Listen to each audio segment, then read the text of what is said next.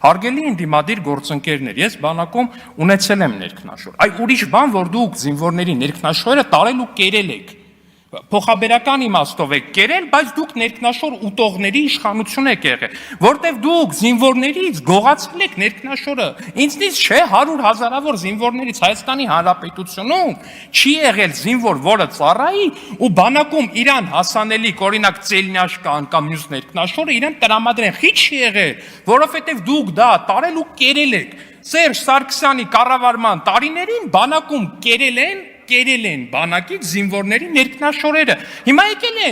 իրանց լկտիությունը այն աստիճանի է, որ այդ ամեն ինչի միջով անցած զինվորներին ասեն կարա սենց իրանք են էլի որպես մեղադրանք են օգտագործում։ Հա, նասկի էլ են կերել, այո, գուլպայել են կերել, զինվորի գուլպայել են կերել, ամեն ինչ կերել են, ինչ տեսել են, կերել են այս մարդիկ, ու իրանց թվում է, որ իրանք այն աստիճանի լկտիացել են, որ կարան դա օգտագործեն որպես թիրախավորում դիմացինի։ Բայց ասենք մյուս կողմից է զարմանալի չի, բա որ չուտեին, բա որ ներքնաշոր ու նասկի չուտեին զինվորի, այդ ոնց պտի այդ ասաբնյակները գցեին, այդ ոնց պտի գնային Բադեն-Բադեններում, կազինոներում կրվեին, այդ ոնց պտի ամեն անգամ իրանց կներեք 1000 ներողություն այս արտահայտության համար, իրանց քթի զապրավկի փողը ունենային, շնորհակալ։